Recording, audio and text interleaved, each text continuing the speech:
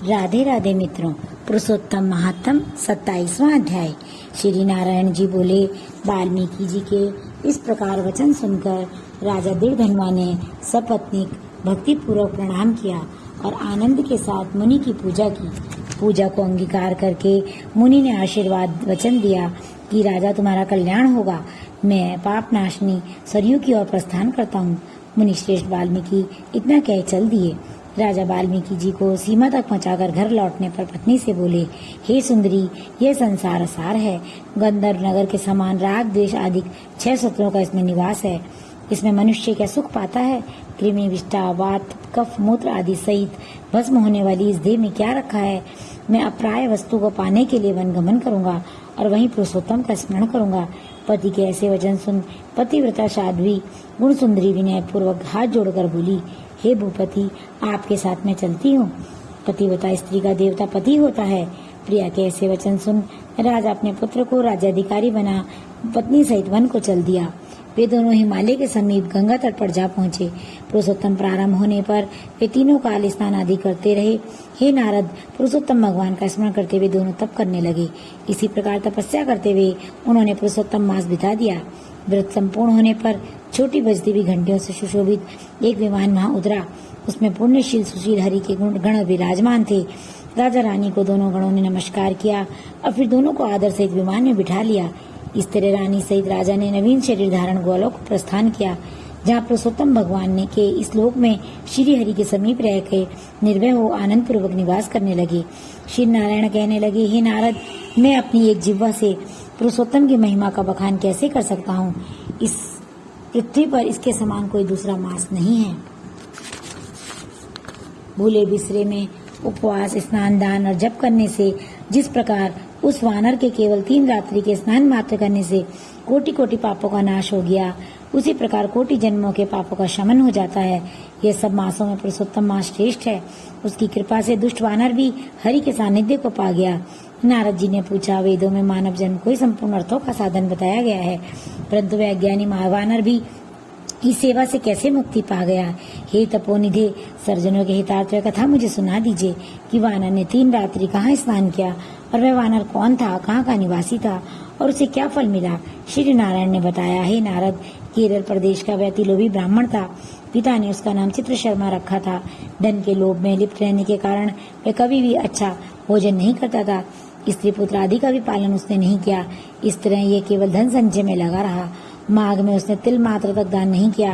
वह सदा रोता खींचता अपनी निर्धनता का बखान करता, धन की लालसा में इधर उधर घूमता और लोगों से याचना करता कि मुझ दीनहीन को कुछ मिल जाए। इस तरह वह धन की तृष्णा में रहकर बहुत ही कृशकाय हो गया। लोग उसे पास भी न खड़े होने देते, उसको दुत्कारते और धिक्कारते। वह दुखी हो यहाँ वहाँ घूमता। एक बगीचे के स्वामी माली को जब उसने रो रो कर अपना दुखड़ा सुनाया कि लोग उसका किस प्रकार निरादर करते हैं और वह नगर नहीं जाएगा, माली इसकी दीनता भरी वाणी सुनकर दया से भर उठा। उसका वह मित्र बन गया और उसने उसे बगीचे में रहने को कह दिया। वह कर दे माली के ऐसे वचन सुनकर बगीचे में आनंद से रहने लगा। माली की वह हर आज्ञा को मानता, उसके कार्यों में सहायता करता। फिर एक दिन माली ने बगीचे को करदे पर छोड़ राजमंदिर में नौकरी कर ली। वहाँ अधिक कार्य होने के कारण माली को बगीचे की पूरी देखरेख छोड़ देनी पड़ी। वह बगीचे के फलों को नित्य पेट भर खाता, बचे वे बेच देता, प्राप्त होने वाले धन को निर्भय ही अपने पास रख लेता। बगीचे का स्वामी जब भी उससे आकर बिक्री से प्राप्त होने वाले धन के विषय में पूछता तो वह असत्य बोल देता। हे भैया, मैं तो नगर में भिक्षा मांग गुजारा करता हूँ। बगीचे के फलों की रखवाली करते करते परेशान हो गया, लेकिन पक्षी सारे फल खा जाते हैं। इस प्रकार फलों को खाते बेचते उस कर्ते ने 87 वर्ष बिता दिए। तब वह दुर्ति वृद्धपन में आकर अत्यंत निर्जर जर्जर हो गया और अंत में एक दिन मृत्यु को प्राप्त हो गया।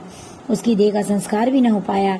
यमदूतों ने उस पर मुकदरों का प्रहार किया तो वह रुदन का अत्यंत कष्ट पाता हुआ यमलोक के मार्ग चलते चलते अपने कुकर्मों के लिए रोता चिल्लाता था, आह, धन के लोभ में सारा जीवन यूं ही वृथा गंवाया। मैंने कभी कोई दान नहीं किया। पुरुषोत्तम मास को के अंत के 3 दिन उपवास भी नहीं किए। मैंने धन के लोभ में पड़कर अपनी देह को भी नहीं सुधारा। मेरा संचित धन पृथ्वी में गड़ा रह के व्यर्थ गया। मुझ दुष्ट बुद्धि ने सारा जीवन क्लेश में ही बिताया। इस तरह वह करुण विलाप करते हुए यम को समक्ष पहुंचा। उसे देखकर चित्रगुप्त अशुभ कर्मों को लेके देखते हुए धर्मराज से बोले, इस कर्दे ने ब्राह्मण हो धर्म कार्य किए हैं, धन के लालच में कभी कोई शुभ कार्य नहीं किया। इसको विपरीत बगीचे में रहने इसने अनेक कुकर्म किए। बगीचे के स्वामी के साथ विश्वासघात कर उसके फलों को खाया और बिक्री का धन इसे नहीं दिया। इस तरह इसने चोरी का पाप किया है। उसने अपनी साध्वी पत्नी, पुत्र, पुत्री, जामाता, भाई आदि किसी को भी संतुष्ट नहीं किया।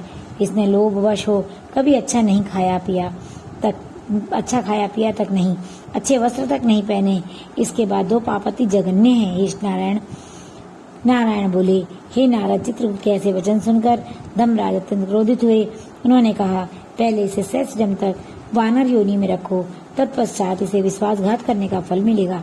इति श्री विद्यार्थे पुराणे श्री पुरुषोत्तम महात्म्ये नारायण नारद संवादे कर्दयोपाख्याने 27वां अध्याय संपूर्णम। राधे राधे।